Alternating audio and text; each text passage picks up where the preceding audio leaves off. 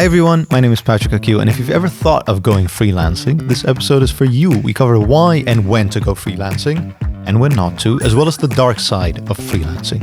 Joining me today is Andrea Giardini, cloud native consultant, trainer, and big community enthusiast. So enjoy!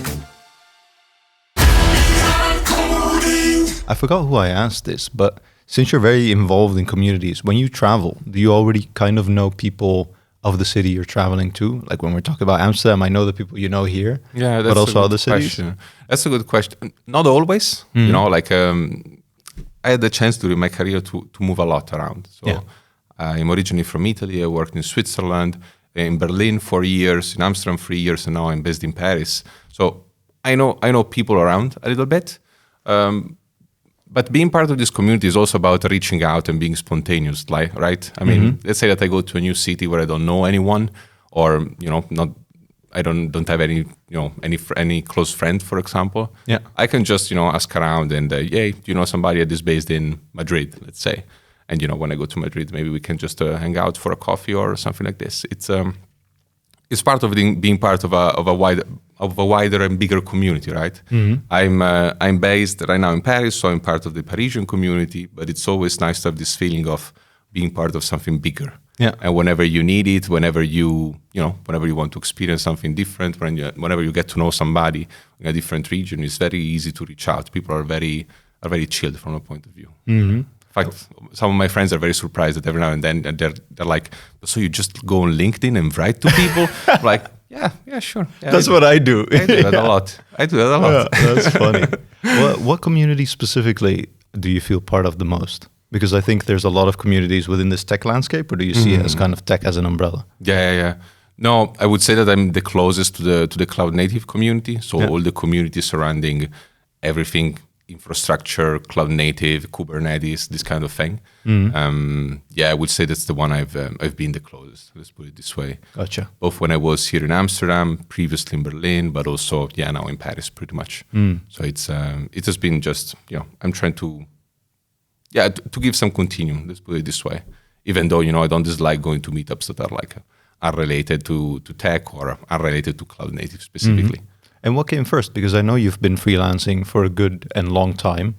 Was the community and this feeling of, let's say, and building those relationships first before then you ventured in freelancing? Or did freelancing come first and then you found kind of this community and bonded with it? No, community definitely came first. I'm preparing a talk for next week for a conference I'm going to about community and how I got involved in community. And I tried, to get back to the first time I got in touch with a community. Yeah. And it was back in 2013. Wow. That's the first time I gave a public talk. And it was more of a challenge for me. I used to be 10, 15 years ago, like a pretty shy person, introverted, pretty shy. Now I'm not the most extrovert one, but I've definitely improved, I feel. And getting involved in community, giving conference talks, going to meetups was a way for me to just fight that aspect of myself. Like nobody really likes being introvert and being shy, right? Yeah. So it was more of a way for me to get out there and face something that I was not sure how to handle, let's put it this way.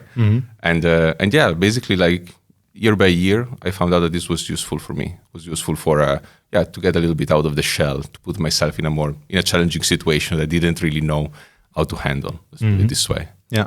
And then at some point, you decided to actually venture out on your own and start freelancing. What were some of the decisions and why did you end up going freelancing instead? Yeah. In my case, it was a very gradual process, let's put it this way. So I started as an employee first when I was living in Berlin. Yeah. I worked there for a company, for a startup over there for 4 years. And back then, I started doing some things on the side, some little freelancing things, in particular workshops I was doing. Okay. So, I would work during the day and then sometimes in the evening I had a workshop for the US. So it was working pretty well with times difference, for example. Then as I moved to the Netherlands, I found out that in the Netherlands, it's very common also to have like a 4-day work week. I got employed again in the Netherlands for a company for 4 days. Yeah. And 1 day a week I was dedicating it to freelancing. And then, as the amount of project came up, as I was feeling more and more confidence, also about the bureaucracy and everything that is behind freelancing, like the non-romantic part nobody talks about. That's when I decided adventuring, and go full on freelancing pretty much. But it was a very gradual transition over several years, let's put it this way. I want to zoom into that non-romantic part, but before we do, you said you started out gradually and even with workshops. How did you get those gigs in the first place? Like, did you just reach out to companies or did they find you? That's a very good question. So the startup I was working for in Berlin was a small startup with like 35, 40 people. And they wanted to develop a new product that was cloud native first, pretty much. So running in the cloud and so on. The problem is that our engineers didn't have much expertise with cloud. And so they asked me if I could develop a small workshop to run internally to our engineers to, give them the basic of what it means to have a software that runs on cloud native, what it means cloud native, what it means the cloud and Kubernetes. I gave that workshop internally and it went really well. Like I like the process of like building the material, the exercise, delivering the workshop. And since then, at the end of this workshop, I basically found myself with all this work I've done. I'm like, okay, I should reuse it somehow. Yeah. So I gave it to a couple of conferences before, and then through a friend, they were, hey, my company is looking for another trainer, somebody that knows Kubernetes and wants to deliver some workshops. Would you be up for it? And yeah, the time was working well, and I just started doing it. I said, let's see how it goes. Let's see if it works out or not. That's really nice. Yeah, it was, you need somebody to give you like the initial kick very often. And I think it's part of the game. It's part of also the freelance community, like helping each other out. Because at the end, freelancing can also get a little bit more, if you don't build yourself, your network, it's not like you go to an office and you meet people or, just projects or gigs are not coming out of the sky, right? You need to actively build a network, actively build like a group of people that you trust and with whom you work well and with whom you can exchange tips and these kind of things. Is that also then part of the kind of non-romantic side that you touched on, or what do you mean with that? I mean, I feel like in the past couple of years, I have the feeling, especially since COVID, there has been a lot of, this hustle culture. You always need to do more. You always think you don't want to have a boss. You need to be your own boss and so on. And a lot of those talks are very, they say all the positive things about being independent, but they completely ignore all the, boring part. You need to deal with bureaucracy. Sometimes you're going to make mistakes and you're going to fix them yourself. There are times you need to actively, you're basically your own CFO, CMO, CEO, and the whole C-suite is just one person. Yeah. And this is a bit the part that not a lot of people talk about. It's a little bit it's more difficult. It's a lot of things to learn as well. If you're willing to learn them, you're going to love freelancing. But there are people that I struggle a lot with bureaucracy. It's my worst nightmare. It's horrible. Like I just want to work. But there are people that, for example, don't like to market themselves as much, and so on. So this is a little bit the part that not a lot of people talk about, or at least not as often, right? It's it's a part of freelancing that is important, but that has been a little bit left out whenever we hear about this talk about be your own boss. You can walk from the beach.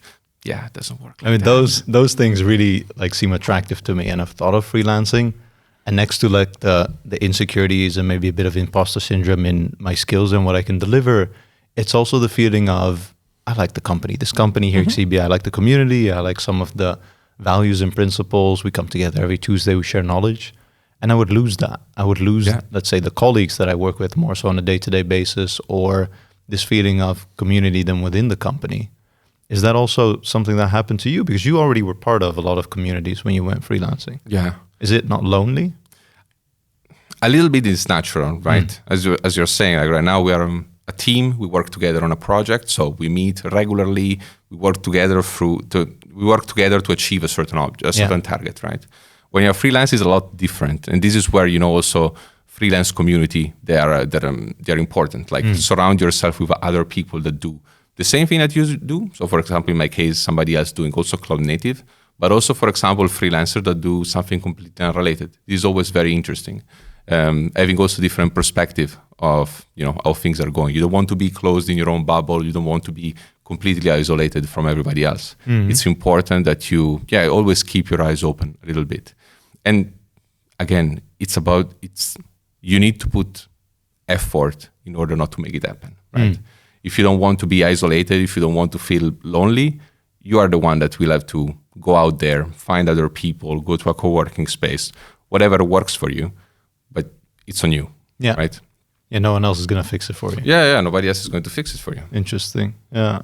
And then I'm thinking of, okay, when would I go freelancing? Because especially early on in my career, I was like, that technical kind of insecurity was bigger, but it doesn't really go away now that I've noticed. It never goes away. It never goes away. Can you start freelancing early on in your career, or would you still advise to go through, let's say, the corporate ladder a bit and then learn and go freelancing after? I would, but again, it's my opinion. Sure. There is not a manual about freelancing, right? I would still advise to work for a company for some years. I think it's important not only to get the a little bit more structure. I mean, I think it's important to get a little bit more structure in your work to see how a real company works. I've learned a lot in the company I worked for, like every time. It is very important that you work for a company where you are learning something. This is the important thing. But I've worked mainly with startups during my career as an employee, and seeing them grow from like 30 people to like 200, and see how all the procedure or the internal procedure are changing. I think it's important. You need to be able, when you're a freelancer, also to organize yourself, to organize your work in a structured way, to make transparent what you're doing to your client, for example. And these are skills that maybe when you are like younger or when you are right out of university, they're not obvious to have, right? Sometimes, at least I didn't have them when I got out of university. Let's put it this way. Yeah, me neither. I mean, I've learned a lot in companies, and I also think it's interesting, like company dynamics and organizational structure and being part of that. I have not been, like, say, from an outside perspective. I have been in it from a consultancy perspective, but then I don't have the feeling of, let's say, risk, or what if I lose this assignment, or I get to choose which assignments I like, and I get to switch as well. Like I've been with Xiba for 5 years, always as a software engineer, and then this January, I was like, there was an opportunity for a product management role, and I always kind of also romanticized the idea, and now I could just be like, can I try this? Because I really want to try this, and that was enough for me, and I actually land this position. I'm having a lot of fun with it. Congratulations. So then the flexibility of consultancy, I'm not sure how it is for freelancing. For example, if you go from assignment to assignment and the gap between assignments is too big, would you then go for an assignment, for example, like early on in career, where you can learn and grow and et cetera, because those are more hard to find, I think, the more you grow. They are hard to find. Very often companies when they look for freelancers, they look for somebody that's already has the skill, right? They have a problem they want to solve. They don't have the skills internally. So they are somebody external that has the skills, that comes and fixes the problem. Yeah. So it's true as well that when you're a freelancer, you need to spend time actively also learning new stuff. Let it be in your own time some of the time. If you find the perfect gig that is where you like the people you work with, and you also have the opportunity to learn something new, it's fantastic. I mean, at the end, you always end up learning something, right? Yeah. But like on a topic that maybe you were curious about, that you haven't had the chance to touch, that's the best deal ever. But at times you also need to just take a step back. Maybe when you have like a more like quiet time, or like a period where you don't have any contract going on, it's also about keeping yourself up to date. Let it be with podcasts, with some conferences, or just like hacking things out on your laptop, pretty much. Yeah, I'm curious, what works for you in educating yourself? Let's say you're in a gap between assignments. Do you go to conferences, workshops, or what do you do to educate yourself and keep up to date? I mostly tend to hack things around. Okay. So I have like a mental list of like projects like in the cloud native space that I never had the chance to use, that I never had the chance to experiment with. And whenever like I have a little bit of time, I have a little bit of a little bit of a gap between one project and another, or I take a break because it's also important.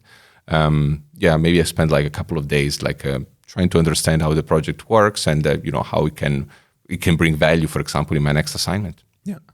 You mentioned a freelance community, and it wasn't something like, before speaking to you, I didn't know that existed. And it makes a lot of sense because there's a lot of communities in different aspects of life nowadays in any case. But what does a freelance community do, for example? What does it offer you specifically?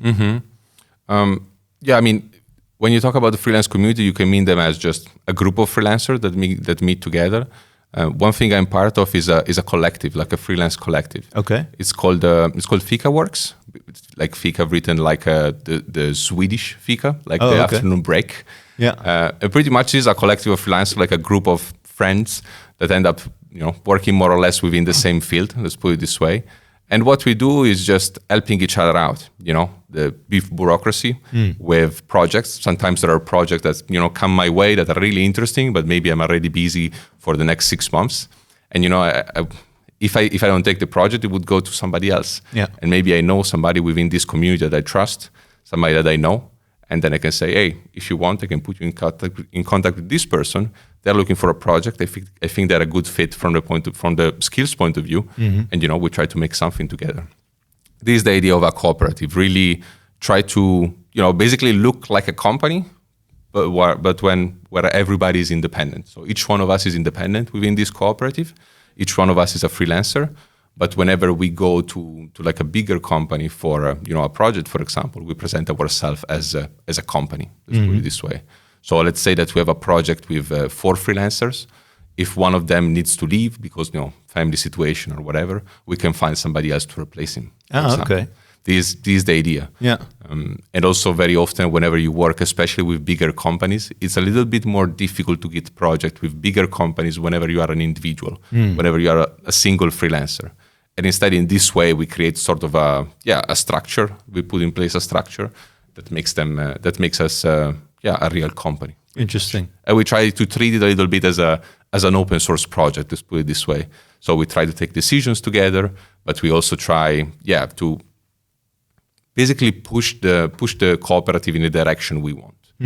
And we have like some members. We have some members that are internal to a cooperative, and then we have a wider community around.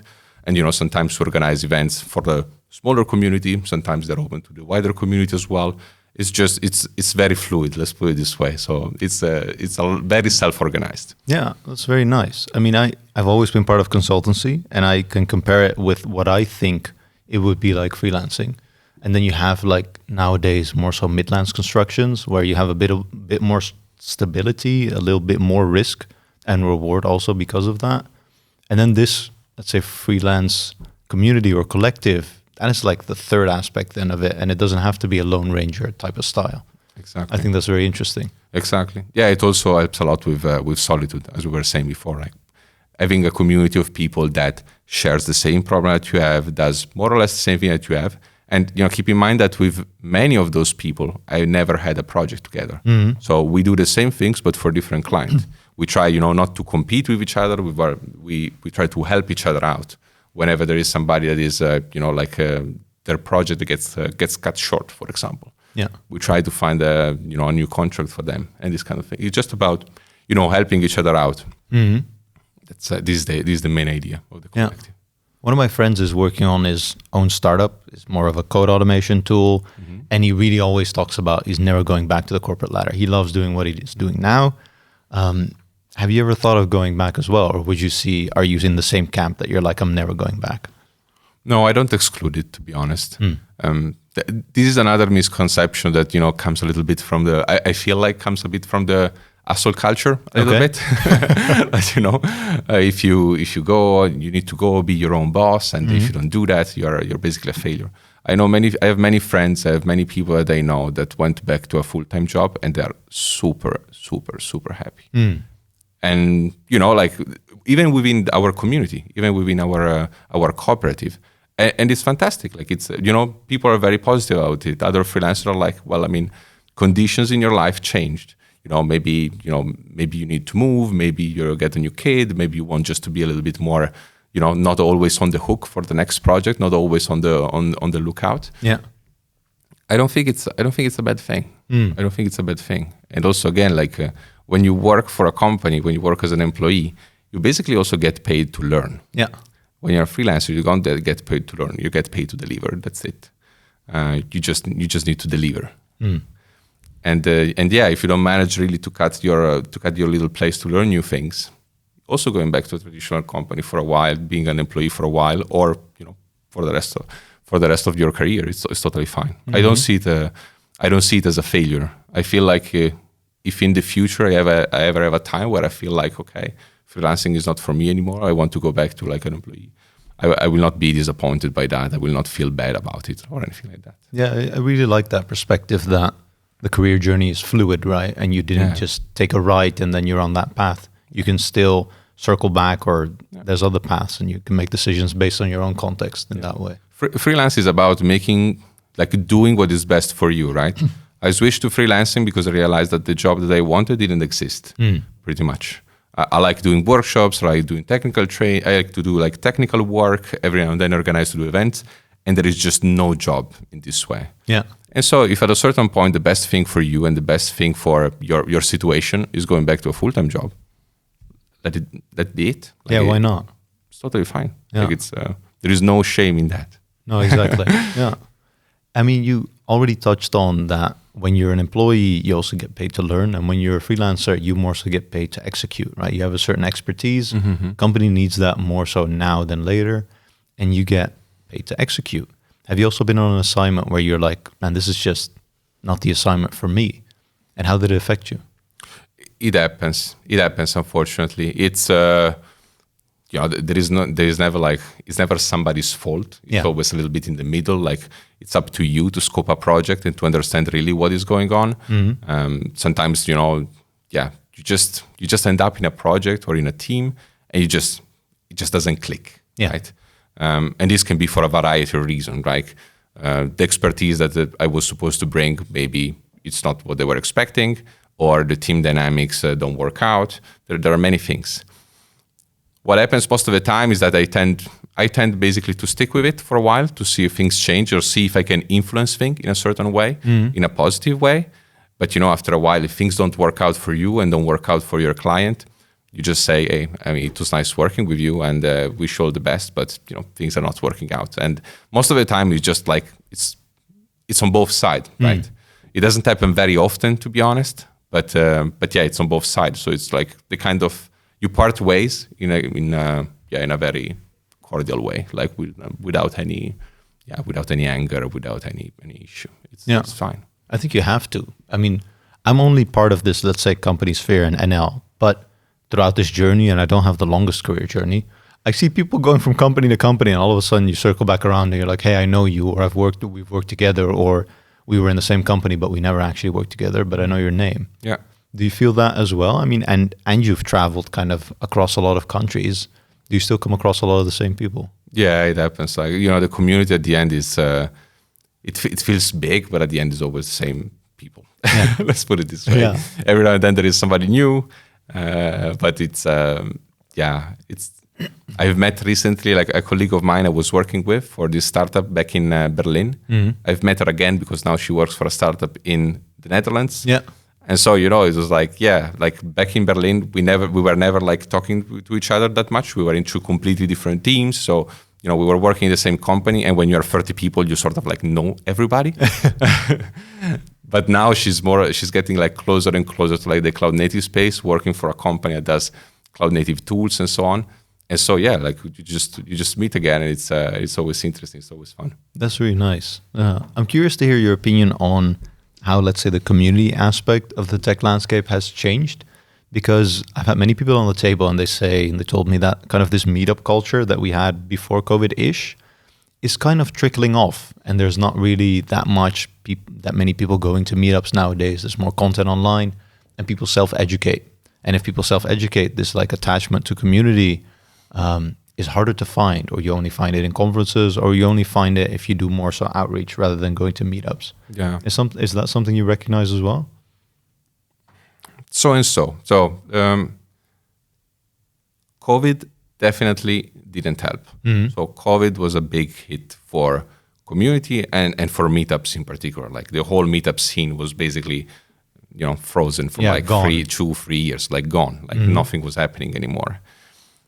I also feel that people got really fed up with online conferences. Like people are like, if I have to watch an online conference, I'd rather watch a YouTube video at my own time and at my own pace. At least that's also my feeling. I think meetups are coming up. The problem is that a lot of organizers, especially, they get a little bit discouraged because let's say that you have a meetup that was very successful before COVID. during COVID, 2 years, no meetup, right? So the community doesn't grow and actually shrinks because, many of the people may move away or whatever it is. And then you go back, you do your first meetup after COVID, and you used to have like 70 people show up, and now you have 8. Like, okay. So it might feel like you've lost it all. I believe that if you bring like back a certain cadence, a certain regular cadence, I think that's one of the most important things about meetups in general. Things come back. Things come back. I've seen that in Paris, where I moved right now. As I moved to Paris around a year ago, I started getting involved with the local meetup community, and it was a little bit, again, frozen due to COVID times. And the first meetup, there were not that many people. But then I tried to insist, like, okay, let's do one meetup per month, more or less. It was helping me to get integrated into the local community, to get to know local companies as well. So there was this nice mix of like community and also networking with like the French ecosystem, Yeah. And a little by little, it's, the first meetup, like not that many people, second meetup, a little bit more. And then you start seeing the regulars, how I call them, the regulars, like people that come to the meetup every time. Yeah. And that's amazing, because these people, like after COVID, they're still there. They show up all the time. They come to you and they say, hey, thank you for organizing it. It was really interesting. We appreciate all the effort that you're putting into this. And for me, it's just a great feeling. So just circling back, I've been rambling a lot. No worries. Bit. but yeah, COVID definitely didn't help. I still feel like people look for social interactions. It's a little bit more tricky right now because, if you work remotely the whole day, then in the evening, just getting out of the house to go to a meetup, I can understand some people don't feel like going. But I feel like people need more and more like to meet with to meet in this kind of settings, let's put it this way, especially after COVID. But it has been, I feel like it's also about insisting, creating a certain regularity in meetups and these kind of community events. I think that helps a lot. Like not having like okay, we do a meetup now and then the next one is in 4 months, then we have another one in 1 year. Trying to be regular, rather less, but regular, than more, but spread all over the place. Yeah. Have you experimented with digital communities as well? Because I know a few people that host meetups here, and I don't know if they have experimented with it, but it's definitely been a thought with regards to, let's say, the Beyond Coding podcast, to interact with people more and more. The only interaction I have, and that's more so on LinkedIn, is the Q&A aspect of these episodes. Because every now and then I ask, okay, let's do another Q&A episode. Do you have any questions? And based on that little interaction actually gives me a lot of fulfillment. Yeah. I'm wondering if I can do more, because I've seen Slack communities, I've seen Discord groups, and have you experimented with any of those?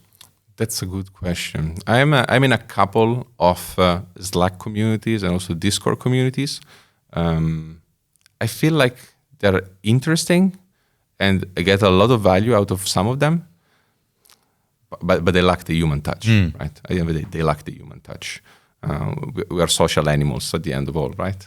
So I feel like this human touch is important. I see them more as a place where I go and there are other people that have the same ideas and the same problem that I might have. But it's tricky to create an actual friendship there. It's tricky to create a deep, a friendship pretty much. Yeah. And this is why I tend to prefer like a non-digital community. In your case, it's a little bit different because you have an audience. In a meetup or in a community, like everyone is on the same. How can you say that? Like everybody is on the same. There's not.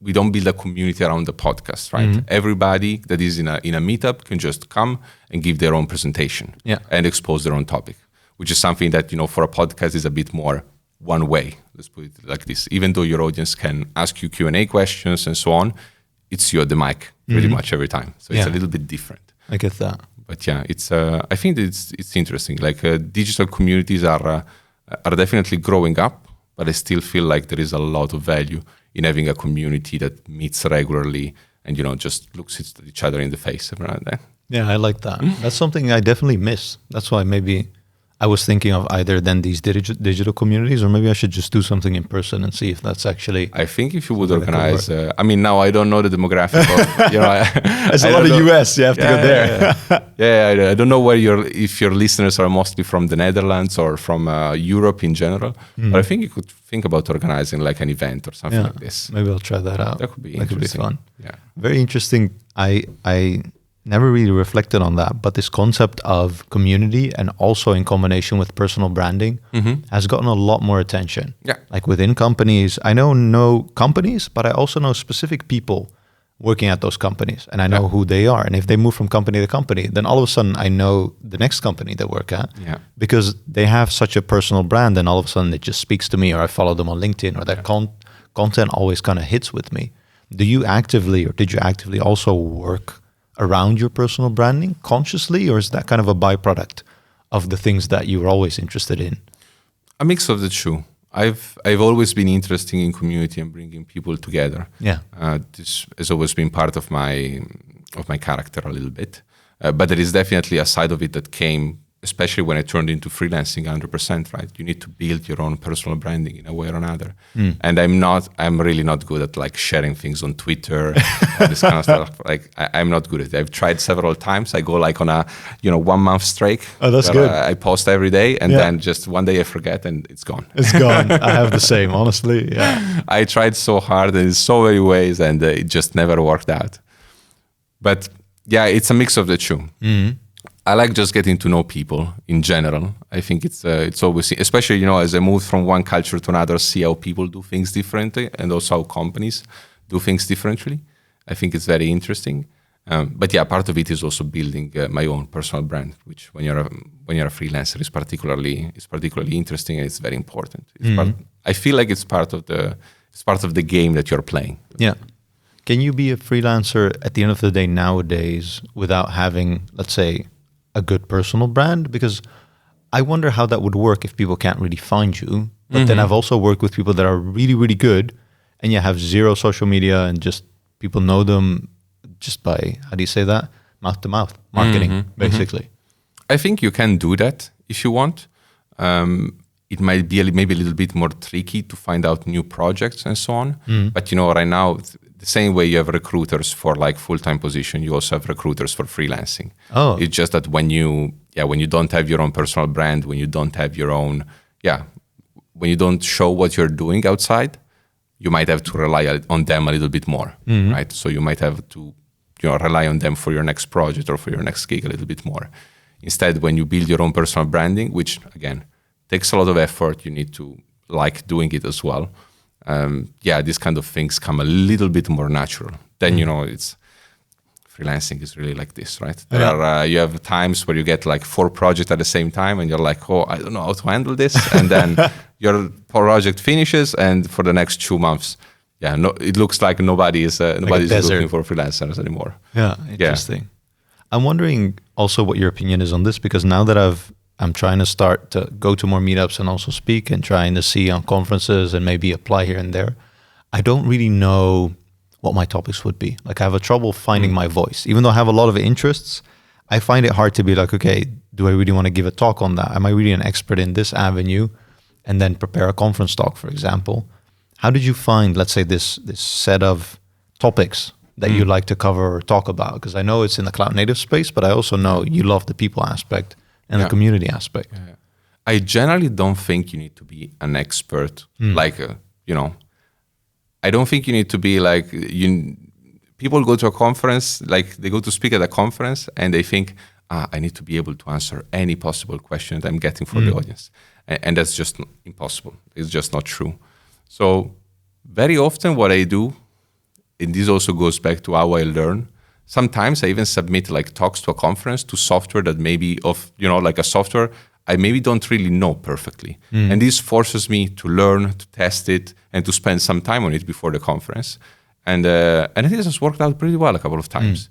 Because, it forces you to say, okay, now I have this conference talk about this topic, which is like a proof of concept of a certain, like a data pipeline or whatever that may be. And I said that I would do it using this tool that I know so-and-so, but I would like to know more about it. And so, during my conference talk and during the preparation, I need to actually spend time and learn this tool and understand all the intricacies of it and so on. Mm-hmm. And at the end, at the conference, there are all kinds of talks, right? You go like from like the beginner talks, where are just like more of these kind of talks, like an intro to a certain topic, intro to a certain tool, and more like advanced talk where you really instead go, okay, let's go deep into like the Linux kernel and whatever.